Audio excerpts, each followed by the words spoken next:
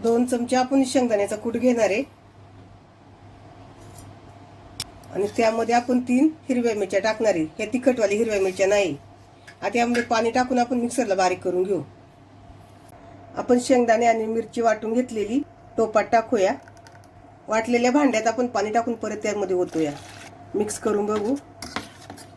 याच्यात अजून पाणी ओतूया आपण.